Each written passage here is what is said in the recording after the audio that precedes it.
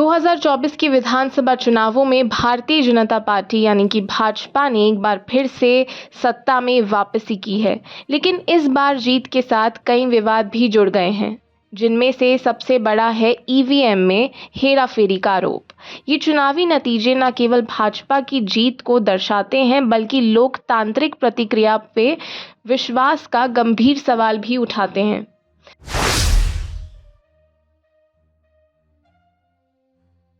चुनाव परिणामों के बाद भाजपा के नेता जश्न मनाने में व्यस्त थे। प्रधानमंत्री नरेंद्र मोदी ने एक बार फिर अपनी लोकप्रियता का जादू दिखाते हुए भाजपा को भारी बहुमत दिलाई, लेकिन इस जीत के साथ ही कांग्रेस सहमत अन्य विपक्षी दलों ने चुनाव प्रक्रिया को लेकर गंभीर सवाल उठाना शुरू कर दिया।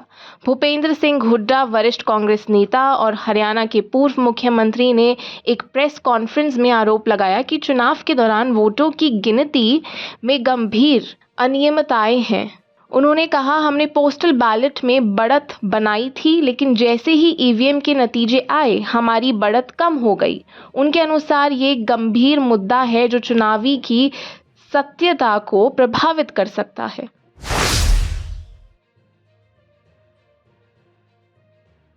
भूपेंद्र सिंह हुड्डा ने चुनाव आयोग से इस मामले में ध्यान देने का आग्रह किया। हमने इस मुद्दे को चुनाव आयोग के सामने रखा है और उन्होंने हमें आश्वासन दिया है कि वे इस पर गौर करेंगे। लेकिन क्या चुनाव आयोग वास्तव में निष्पक्ष है? क्या वह भाजपा के प्रभाव में आ चुका है? विपक्षी दलों का मानना है कि चुनाव आयोग कभी कभी परिणामों को जानबूझकर रोकता है। कई बार आंकड़ों को घंटों तक होल्ड किया जाता है, जिससे नतीजे देर से घोषित होते हैं। इससे आम जनता में संदेह उत्पन्न होता है और ये आशंका बढ़ती है कि भाजपा ने सत्ता में बने रहने के लिए कुछ तरीके अपनाए हैं।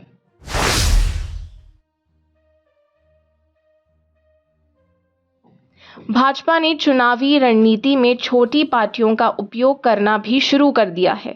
जब भी भाजपा को किसी क्षेत्र में अपनी पकड़ मजबूत करनी होती है, वह छोटे दलों से गठबंधन करती है और उन्हें अपने पक्ष में करने की कोशिश करती है। ये राजनीति की एक पुरानी चाल है, जिसमें बड़े दल अपने लक्ष्य के लिए छोटे दलों का सहारा लेते हैं। हाल ही में हरियाणा चुनाव में भी ऐसा देखने को मिला। कई छोटे दलों ने भाजपा का समर्थन किया, जिसके परिणाम स्वरूप भाजपा ने स्पष्ट बहुमत प्राप्त की। इससे ये सवाल उठता है कि क्या भाजपा वास्तव में एक मजबूत पार्टी है या उसे अपने लक्ष्य की प्राप्ति के लिए छोटी पार्टियों की मदद लेनी पड़ती है।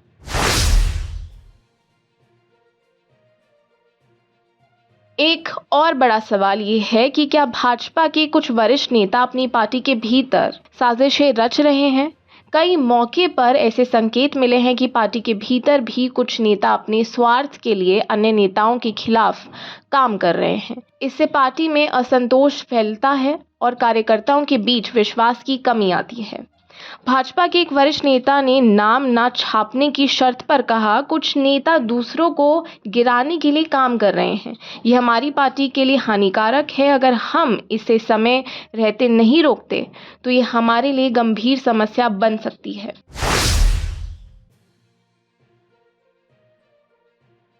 चुनाव आयोग की भूमिका पर भी कई सवाल उठ रहे हैं। कई लोगों का मानना है कि आयोग भाजपा के प्रभाव में आ चुकी है। इससे न केवल लोकतंत्र की विश्वसनीयता पर गंभीर सवाल उठता है, बल्कि ये चुनावी प्रक्रिया की गंभीरता को भी कमजोर करता है। कुछ राजनीतिक विश्लेषकों का कहना है कि आयोग को चुनाव परिणामों को जल्दी और पारदर्शी तरीके से प्रस्तुत करना चाहिए। जब परिणामों में देरी होती है तो इससे चुनावी प्रक्रिया में संदेह बढ़ता है और जनता में निराशा पैदा होती है।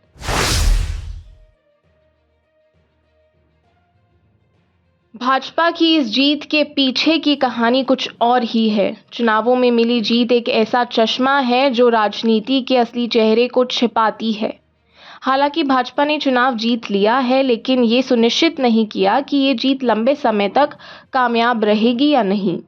विपक्षी दलों का आरोप है कि भाजपा ने अपनी जीत के लिए कई अनैतिक तरीके अपनाए हैं। अब समय ये तय करेगा कि क्या भाजपा अपने समर्थन को बनाए रख पाएगी या ये सभी आरोप उसे अंततः नुकसान पहुंचाएंगे।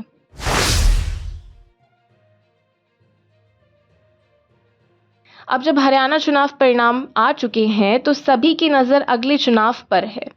अगले साल होने वाले चुनावों में विपक्ष की एकजुटता और जनता की राय महत्वपूर्ण होगी। यदि विपक्ष एकजुट होता है और भाजपा के खिलाफ मजबूत खड़ा होता है तो भाजपा को अपनी जीत को बनाए रखने की कठिनाई हो सकती है।